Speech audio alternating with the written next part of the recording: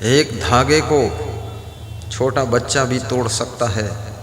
1000 धागे जुड़ करके जो रस्सा बनता है, उस रस्से में हाथी बांध दो तो हाथी भी उसको नहीं तोड़ सकता है।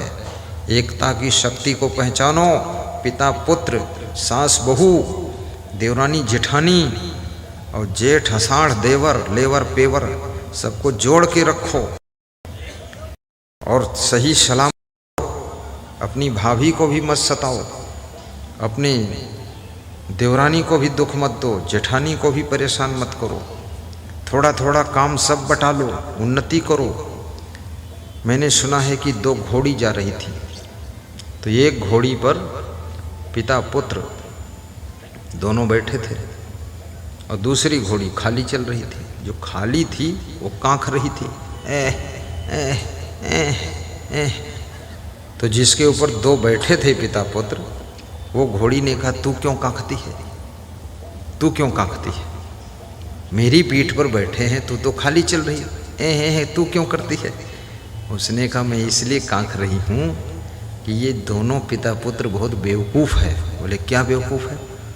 बोले, ये दोनों एक तो 80-80 किलो के वजन है और तुम हो कमज़ोर हो, तुम्हारी पीठ पर बैठे हैं, और तुम कहो फिसल गई, गिर गई, तुम्हारा रीढ़ टूट जाई, तो ये दोनों हमारे ऊपर लद जाए, तो हम इसलिए अबहस कांखे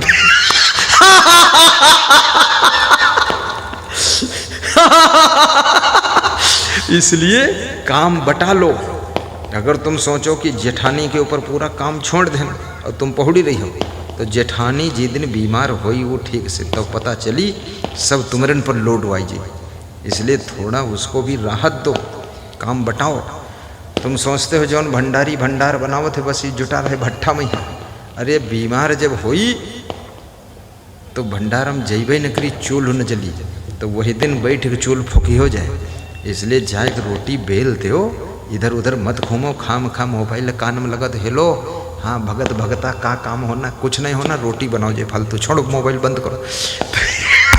तो ये सब काम बांटना चाहिए, नहीं तो अगला जिस पर ज़्यादा लोड हो जाएगा वो फिर छोड़ेगा एक दिन, देखना चाहिए। पिता के भी काम बटा लीजिए, माँ के काम बटाइए, सासों के काम बटाइए, बहुओं के काम बटाइए, बेटों के काम बटाइए, जुटे रहिए। और ये करना सबके लिए जरूरी है। पत्नी के भी काम बटाइए, देखते रहिए कितनी देर तक ये पानी में भीग रही है। बर्तन मांज रही 2 घंटे से, पानी में भीग रहे पाँव हाथ सब, तो इसके लिए इंतजाम कर दीजिए। जहाँ मांज रही है उसके पड़ोस में हीटर लगा दीजिए, उधर मुंह करके उसका, तो इसके हाथ पाँव गर्म होते रहें। लाइक चुप्पे धर दो जलाए कि आप मांजिए, हम व्यवस्था कर दिया, तो उसको लगेगा कि मेरा पति मेरी फिक्र करता है। तो बीमार होने वाली होगी तो भी नहीं होगी, उसके डबल ताकत आ जाएगी कि चलो हम जुटे रहेंगे, हमारा सम्मान है इस घर में। काम करने वालों का सम्मान भी कीजिए, आदर कीजिए, और जो आपकी टीम में सबसे अधिक बुद्धिमान हो उसका सब लोग संभाल कर ख्याल रखिए। अन्यथा अगर वो कहीं खिसक गया तो पूरी टीम फेल होगी, पूरी टीम फेल होगी। और बुद्धिमान व्यक्ति बड़े भाग्य से मिलता है। बुद्धिमान बेटा हो, बुद्धिमान बहू हो, बुद्धिमान पिताजी हो, बुद्धिमान सास ससुर हो, बुद्धिमान भाई हो, ये साधारण बात नहीं है। ये तो मिलते कहाँ हैं लोग? बुद्धिमान और चरित्रवान, विवेकवान और गुणवान, ये जिसके घर में हो तो समझ लो उसके घर में भगवान है, उसके घर में भगवान है। वो घर मंदिर है जहाँ इस तरह के लोग रहते हैं। उनसे प्रेम कीजिए, अपनी नाटक अलग मत कीजिए, जिद्दबाजी मत कीजिए, गुस्सा मत करिए, गम खा लीजिए और सबको ललकार कर काम लीजिए। खुद भी काम कीजिए, दूसरों को भी सिखाइए, समझाइए, घर में शांति बनाइए। मांस मछली अंडा नशा शराब जुआ को छोड़िए, हिल मिल करके रहिए। एकता से राष्ट्र का निर्माण होता है, प्रेम से ही देश का कल्याण होता है। स्नेह का दीप जलाओ आज घर घर में, प्रेम ही आज़ादी का पैगाम होता है, प्रेम ही आज़ादी का पैगाम होता है। प्रेम के दायरे को बढ़ाइए, तुम प्रेम के सागर हो, तुम्हारे पास बहुत प्रेम है। कभी कभी तुम चिड़ियों से प्रेम करते हो, कभी कभी वृक्षों से करते हो, कभी कभी पौधों से प्रेम करते हो, कभी कभी सामान से बहुत प्रेम करते हो। सामान भी प्रेम मांगता है, सामान से प्रेम नहीं रखोगे सामान टूट जाएगा। गाड़ी से प्रेम नहीं रखोगे, गाड़ी ज़्यादा लड़ेगी आपकी, बिगड़ेगी ज़्यादा। गाड़ी से भी प्रेम रखो, अपनी साड़ी से भी प्रेम रखो, संभाल के रखो। अपने सामान को ऐसे ढंग से रखो कि बार बार खरीदना ना पड़े। जो पैसे बचेंगे उससे कुछ नया काम करो। किसी रोज तुम्हारी दुकान पर सुबह से लेकर शाम तक कोई ग्राहक नहीं आता। तुम्हारी आत्मा घबरा जाती है कि दुकान चलेगी कि नहीं चलेगी। तसल्ली रखो,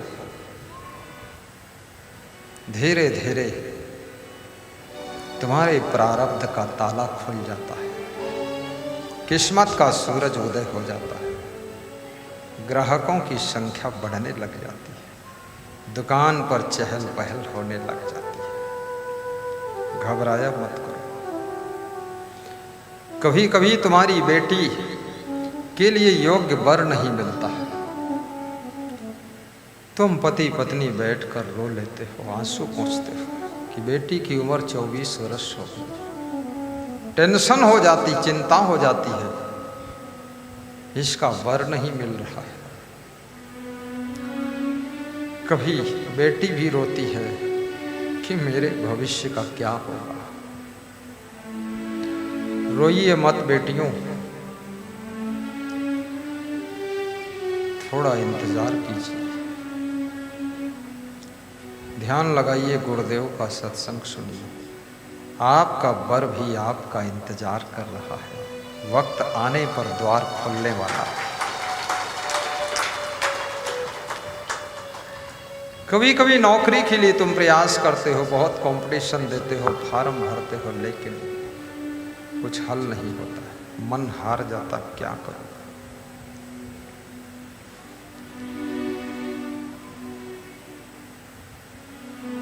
पंद्रह बार चुनाव लड़ने के बाद अब्राहम लिंकन अमेरिका में हार जाता है। एक दिन पेड़ के नीचे बैठकर सोच रहा है, दुख मना रहा है। अब्राहम लिंकन के मित्र ने कहा, अब चुनाव लड़ना बंद कर दो। अब्राहम लिंकन ने जो उत्तर दिया कि 50 साल की उम्र निकल गई चुनाव लड़ते लड़ते, 60 से ऊपर चला गया। एक बार और लड़ूंगा, हंसकर लड़ूंगा। और चुनाव लड़ा और ऐसा चुनाव जीता कि अमेरिका का राष्ट्रपति 2 बार बना।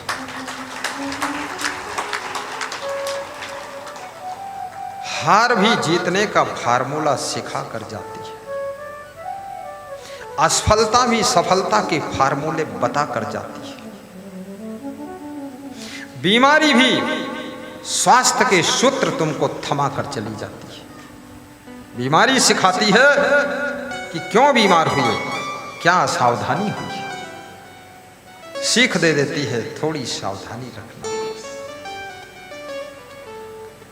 बीमार हो गए, बहुत दवाई खाया, हिम्मत हार गई कि अब ठीक नहीं होगा, लग रहा अभी बीमारी मुझको लेकर ही जाएगी। नहीं नहीं, जब कोई दवा काम ना करे, बस एक दवा है, अंतिम दवा, सब दवा छोड़ दो, पानी पियो धीरे धीरे, घोंट घोंट कर, लंबी सांस लो, निश्चिंत सो जाइए, सूरज की धूप का सेवन कर लीजिए, पेड़ के पास बैठकर खुली हवा ले लीजिए और ताज़ा पानी पीजिए, थोड़ा पैर के तलवा में मिट्टी छुआ लीजिए, 80% बीमारी आपकी विदा हो जाएगी। भोजन नॉर्मल कर दीजिए, आधी रोटी खा लीजिए, 2 चम्मच दाल, आधी बीमारी खत्म। कम खाने से बीमारी कम आती है, अधिक खाने से बीमारी अधिक आती है, और बिल्कुल ना खाने से ना बीमारी आती है, ना बीमार रह जाता है, तो भी खत्म हो जाता है। इसलिए थोड़ा खाना चाहिए।